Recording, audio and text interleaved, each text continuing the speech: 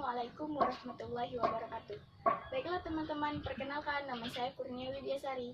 Saya ingin menjelaskan tentang materi asam basa. Di sini materi asam basa banyak sekali. Ada titrasi asam basa, ada identifikasi senyawa asam basa.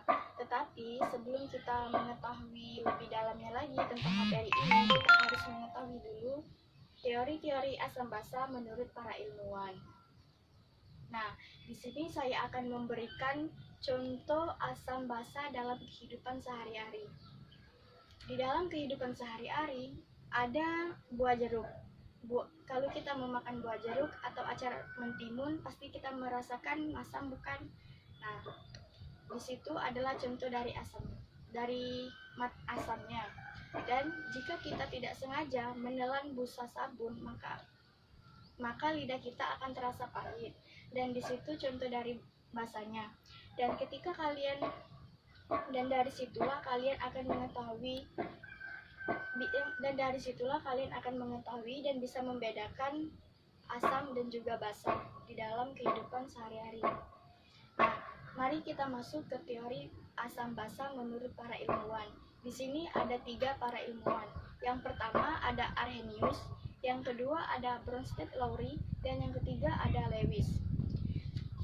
Menurut Arrhenius, ia mengatakan bahwa larutan yang bersifat asam jika senyawanya tersebut melepaskan ion hidronium, sedangkan basanya larutan yang bersifat basa karena senyawanya dapat melepaskan ion hidroksida. Setelah dari pengertian menurut para ilmuwan, saya akan memberikan contoh soal kepada kalian semua, supaya kalian bisa dapat memahami dari ketiga contoh soal menurut para ilmuwan tersebut. Yang kedua ada teori asam basa menurut Bronsted-Lowry. Dan Bronsted-Lowry mengatakan bahwa asam adalah gugus yang cenderung menerima atau melepaskan proton, sedangkan basanya gugus yang cenderung menerima proton. Selanjutnya, teori asam basa menurut Lewis. Dan Lewis mengatakan suatu molekul atau ion yang dapat menerima pasangan elektron bebas, sedangkan basanya adalah suatu molekul atau ion yang dapat memberikan pasangan elektron bebas. Baiklah teman-teman, ini adalah contoh soal dari Arrhenius, para ilmuwan yang Arrhenius. Nah, di sini ada contoh soalnya AgOH aqua menghasilkan Ag plus aqua ditambah 2OH. Nah, di sini sebelum kita mengetahui apa sih asam diprotik, monoprotik, di sini ada catatan. Asam basa monoprotik yaitu ion H+ atau OH- yang menghasilkan nilainya 1. Jika lebih dari satu nilainya, maka dia disebut poliprotik. Kalau monoprotik itu hasilnya 1, jika poliprotik itu lebih dari 1. Nah, di sini kan ada Ag plus aqua ditambah 2OH-. Di sini menghasilkan OH- berarti termasuk senyawa basa diprotik. Nah, di sini mengapa dikatakan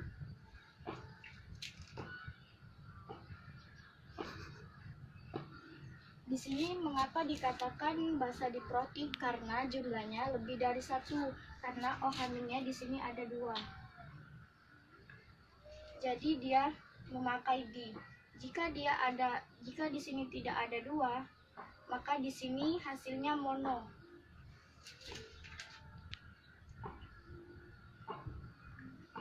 Jika OH- saja, maka basa monoprotik.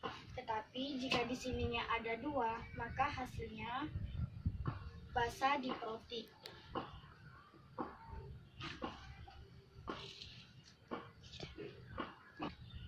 Baiklah, kita masuk contoh kedua. Contoh kedua itu sama saja. Di sini ada contohnya SrOH aqua ditambah Sr2+ menghasilkan SROH menghasilkan SR2+ ditambah OH-min. Nah, di sini kan menghasilkan OH- jumlahnya 1. Nah, jika di sini ada 2, maka lebih dari 1. Dia berarti dikatakan poliprotik.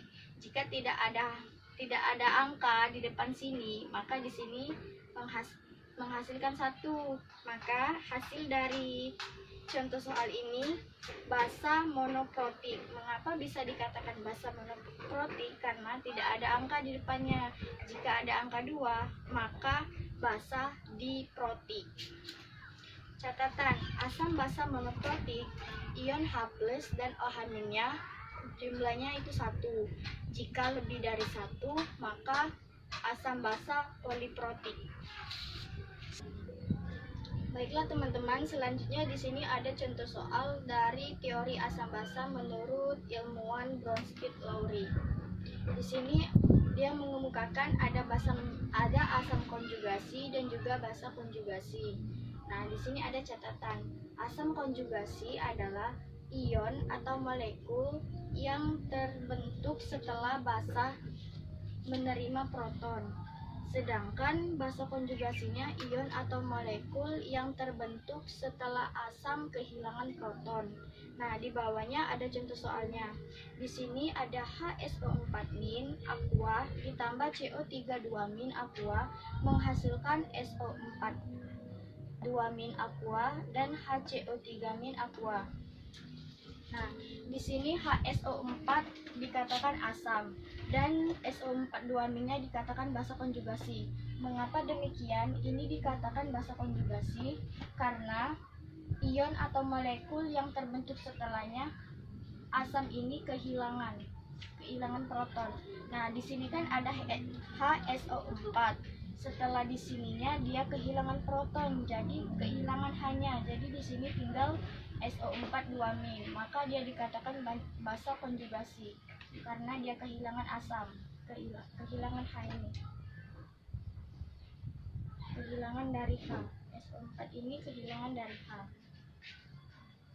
Nah, di sini ada CO32- dan juga HCO3-.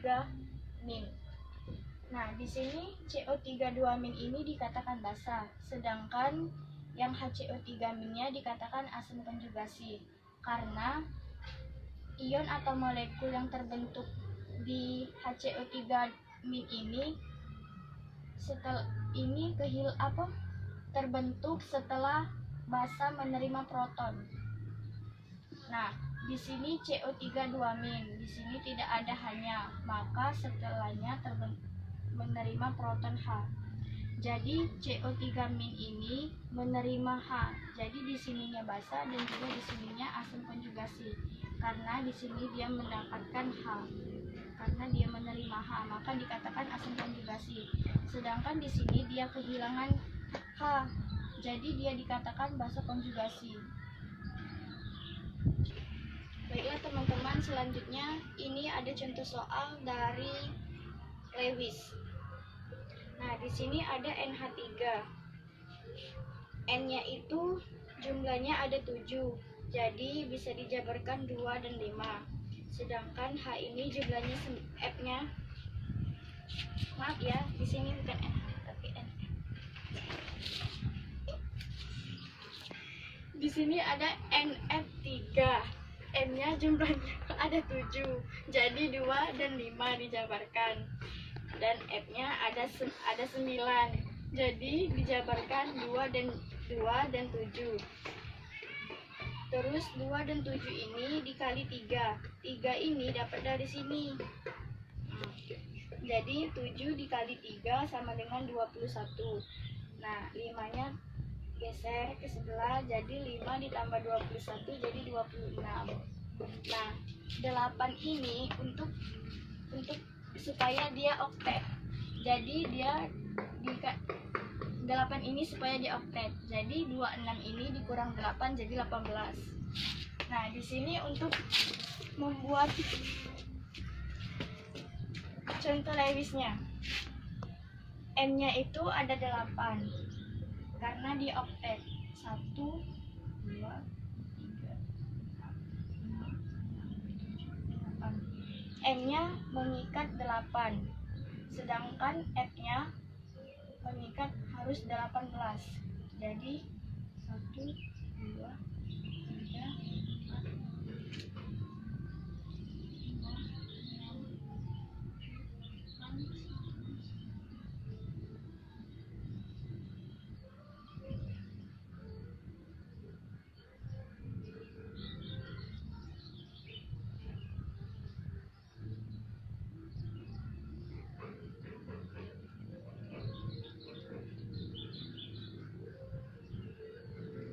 Nah, N ini mengikat 8 dan ketiga F ini mengikat 18. Jadi jumlah seluruhnya bisa kita ratakan.